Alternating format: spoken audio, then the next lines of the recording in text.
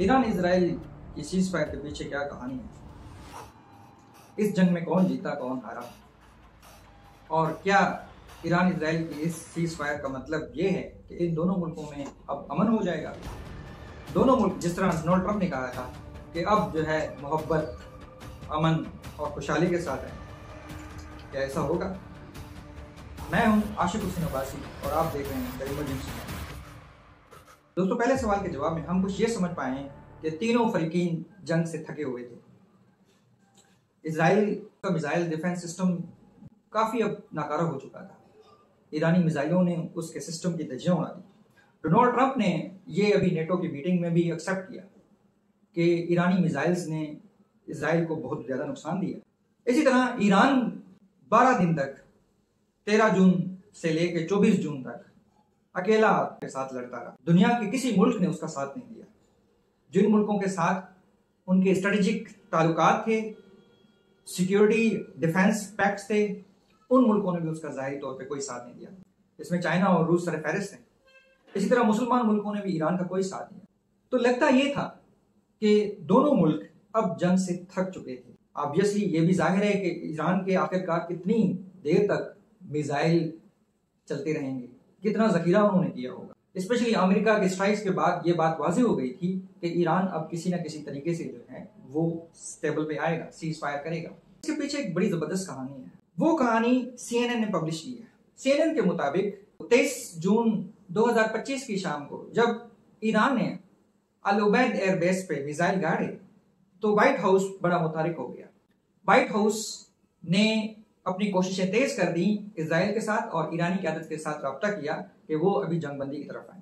इसी तरह अमेरिका के प्रेसिडेंट डोनाल्ड ट्रंप खुद जंगबंदी के लिए नेतन्याहू से बात की। वाइस प्रेसिडेंट और डोनाल्ड ट्रंप के मिडिल ईस्ट के इन्वॉय स्टीव विटकॉफ और उसकी मिलिट्री और डिप्लोमेटिक स्टाफ जो है बड़ा मुतहरिक हो गया। सबसे अहम किरदार जिसने अदा किया है वो कतर के अमीर हैं।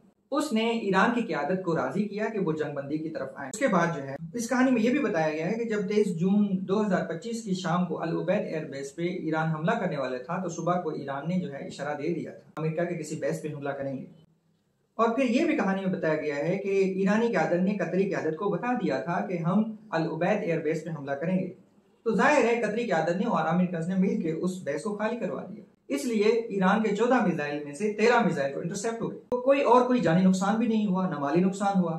यहाँ पे ये नुक्ता जानना बहुत जरूरी है कि ईरान ने अल उबैद एयरबेस को क्यों चूज किया।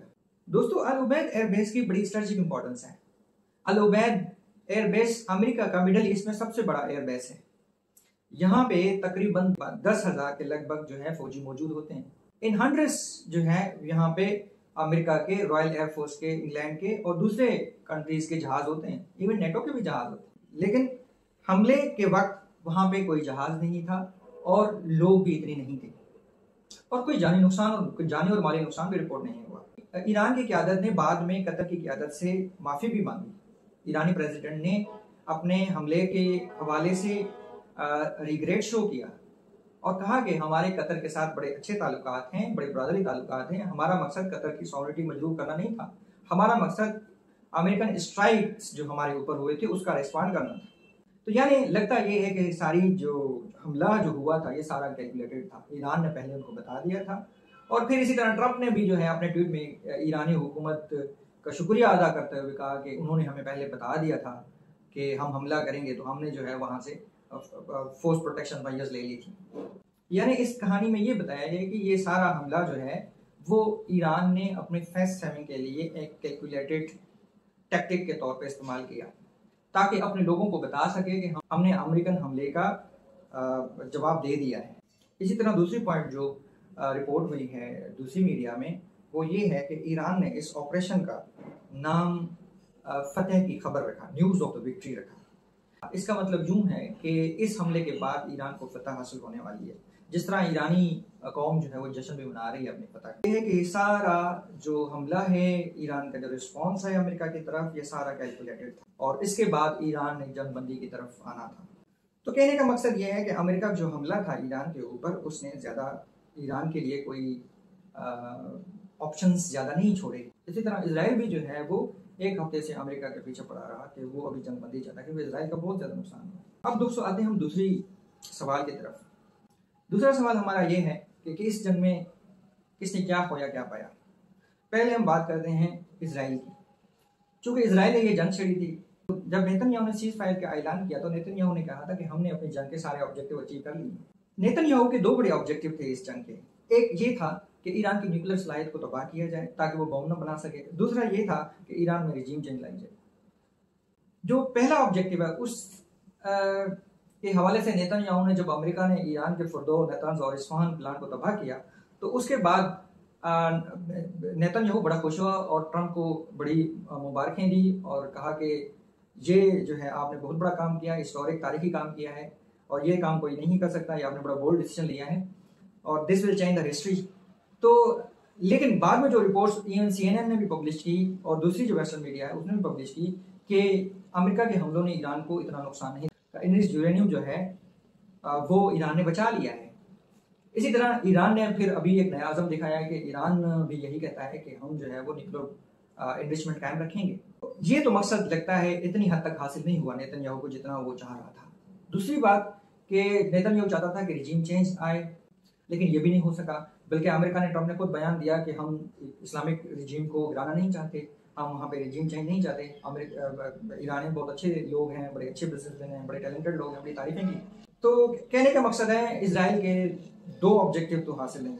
हाँ, ये बात ज़रूर है कि इसराइल ने एक नया एक न्यू नॉर्मल इस्टेब्लिश कर लिया है। वो ये कर लिया है कि इसराइल ने जो है प्रीएम्प्टिव स्ट्राइक करके जो सालों से ये नहीं कर पा रहा था वो उसने वो कर दिया और 12 दिन तक वो जंग लड़ता रहा ईरान के खिलाफ, ताकि उसको बहुत बड़ा नुकसान हुआ है।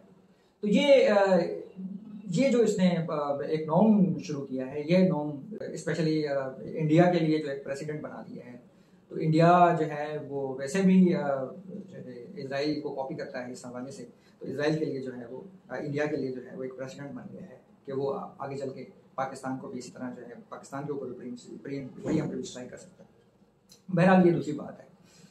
दूसरी बात, क्या ईरान और ज़्यादा पुरअज़म हो चुका है? ईरान क्या अपने न्यूक्लियर जो सलाहियत है उसको बचा लिया है उसने?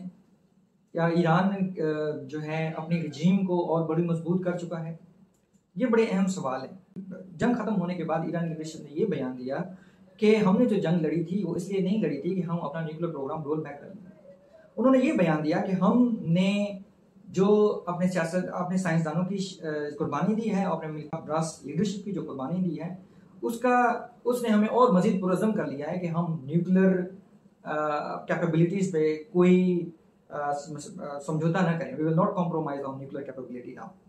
बल्कि उन्होंने अभी ये भी बयान दिया है कि हमने रिकंस्ट्रक्शन शुरू कर दिया। जो नुकसान हुआ था उसका अंदाज़ा लगा कि हमने रिकंस्ट्रक्शन शुरू कर दी है और हम जो है अपनी एनरिचमेंट कायम रखेंगे। अब देखना यह है कि पूरी दुनिया, स्पेशली अमेरिका जिसने कितना बड़ा हमला किया ईरान के ऊपर, वो ईरान को किस हद तक एनरिचमेंट करने देगा और कहाँ करने देगा। और क्योंकि अमेरिका की जो पहली शर्त थी वो यही थी कि no enrichment on Iran soil. अभी देखना ये है ईरान जो है वो न्यूक्लियर कैपेबिलिटी अचीव करके, या ईरान ने जो ईरान के मुताबिक जो उसने जो हाईली एनरिच्ड यूरेनियम जो है वो बचा लिया है और सेंट्रीफ्यूजेस भी बचा लिए हैं, तो फिर ईरान लगता है कि कुछ महीनों के बाद जो है वो मे बी न्यूक्लियर बॉम्ब जो है वो डिटोनेट करे। और तीसरी पॉइंट इसी सवाल से रिलेटेड ये है कि क्या इस्लामिक रेजिम अब और मज़ीद जो है वो पावरफुल हो गई है? मैं समझता हूँ हाँ, इस्लामिक रेजिम ने बड़ी कुर्बानी दी है। इसके 17 से ज़्यादा साइंसदान शहीद हुए हैं, 10 से ज़्यादा टॉप ड्रास मिलिट्री लीडरशिप शहीद हुई है और इमाम खामेनी हत्ता के उसको थ्रेट्स मिल रहे थे, अमेरिका ने भी दिए थे, इजराइल ने भी दिए थे, उसकी जान को थ्रेट्स थे, लेकिन ही डिड नॉट बाउ down, he stood alone through the war. और दुनिया के किसी मुल्क से इन्होंने मदद नहीं मांगी, स्पेशली इस्लामी मुल्क से कोई मदद नहीं मांगी कि हमें आए आप बचाएं। तो अवाम का साथ अब मज़ीद जो है मैं समझता हूँ कि अवाम का जो साथ है इस्लामी रिजीम के साथ अब मज़ीद बढ़ गया। इस्लामी रिजीम अब बड़ी प्रोएक्टिव और बड़ी मुतारिक हो जाएगी और जितने भी डिसीडेंट्स हैं इस्लामिक रिजीम के अंदर, ईरान के अंदर, उनके खिलाफ सख्त एक्शन होगा। स्पाइस को ढूंढ के निकाला जाएगा और उनको मारा जाएगा। और अब मज़ीद जो है वो मैं समझता हूँ डिटरमिन्ड हो चुकी है इस्लामिक रिजीम कि अब इन्होंने कुछ ऐसा करना है जो आगे चल के ईरान के ऊपर इसराइल के जो इस तरह के प्रीएम्प्टिव स्ट्राइक्स हैं उसको रोका जा सके। और पूरी दुनिया को ये पता लग गया कि एक अकेला मुल्क 12 दिन तक दुनिया के सुपर पावर और फिर रीजन के बदमाश के साथ लड़ता रहा। तो ये एक बहुत बड़ी जो है वो अचीवमेंट है। अब आते हैं हम हमारे आखिरी जो सवाल है वो ये है कि क्या ईरान इसराइल जंगबंदी का मतलब ये है कि ईरान और इसराइल के बीच में अब अमन हो जाएगा? मैं समझता हूँ नहीं। जंगबंदी तो just it is you know silencing the guns, यानी जो है वो बंदूकें जो है वो फायर हो जाए, it is stopping the fire हो जाए। असल जो जंग के बाद एक मुआहदा होता है, ट्रीटी होता है, जिसमें यह तय किया जाता है कि कौन जीता कौन हारा, और फिर टर्म्स तय किए जाते हैं फ्यूचर रिलेशनशिप के लिए कि इस टर्म्स के मुताबिक फ्यूचर रिलेशनशिप होगा। मिसाल के तौर पे 1965 में इंडिया और पाकिस्तान की जंग लगी थी, उसके बाद ताशकंद एग्रीमेंट हुआ था। 1971 में इंडिया और पाकिस्तान की जंग के बाद 1972 में शिमला एग्रीमेंट हुआ था इनके बीच में। तो इसी तरह every war is followed by a treaty, by an agreement. लेकिन डोनाल्ड ट्रंप ने सीज फायर तो करवा लिया है, अब देखने के कोई एग्रीमेंट होता है इनके बीच। इसी तरह डोनाल्ड ट्रंप ने इंडिया और पाकिस्तान के बीच में भी जंगबंदी करवाई, लेकिन आज भी मोदी डोनाल्ड ट्रंप के किरदार मीडिएटिव किरदार को नहीं मानता। आज भी मोदी ये कहता है कि ये जंग जो है डोनाल्ड ट्रंप ने नहीं बंद करवाई। आज भी जो है वो इंडिया इस बात पे कायम है कि वो पाकिस्तान को एक बूंद भी पानी की नहीं देना चाहता। इंडिया ने कहा है रिसेंटली कि वो इंडस वाटर ट्रीटी पे कोई समझौता नहीं करना चाहता पाकिस्तान के साथ। कश्मीर के हवाले से भी वो डोनाल्ड ट्रंप के किरदार का कोई सहारा नहीं लेना चाहते, डोनाल्ड ट्रंप को इन्वॉल्व नहीं करना चाहते, यानी यूएसए को इन्वॉल्व नहीं करना चाहते कश्मीर के मामले में। तो इसी तरह जो है वो इसराइल भी कर सकता है, इसराइल भी डिफाइंड हो सकता है, इसराइल भी जो है वो डिसोबीडिएंट हो सकता है टू ट्रंप। तो कोई पता नहीं है, फ्यूचर बताएगा कि फ्यूचर में क्या होगा ईरान और इसराइल की रिलेशनशिप का। क्या ये जिस तरह ट्रंप ने कहा है कि मोहब्बत और अमन और खुशहाली के साथ एक दूसरे के साथ रहेंगे, मुझे नहीं लगता कि ये इस तरह होगा, क्योंकि ईरान जिस तरह टूरिज्म हो चुका है बम बनाने के लिए, अगर ईरान ने बम बना लिया तो it will be a very hellish scenario, बड़ा हॉरिबल सिनेरियो होगा इसराइल के लिए, न फ़कत इसराइल के लिए बल्कि पूरे खिते के लिए। पूरा खिता जो है वो न्यूक्लियर वेपन हासिल करना चाहिए, स्पेशली सऊदी अरबिया जो ईरान का एक तारीखी और मजहबी और सियासी हरीफ है। इसी तरह जो है वो UAE है हो गया, तुर्की हो गया, इजिप्ट हो गया, there will be a domino effect हो जाएगा पूरे रीजन में। तो ये बड़ी हॉरिबल जो है वो सिनेरियो होगा for the region and for the world as well. आखिर में दोस्तों मैं आपसे एक सवाल पूछता हूँ, उसका जवाब मुझे आप कमेंट्स में दीजिएगा। सवाल ये है कि क्या Donald Trump Nobel peace prize के लिए डिजर्व करता है? Does Donald Trump deserve Nobel peace prize? So do like the video, share it and subscribe the channel. Thank you so much. Allah Hafiz.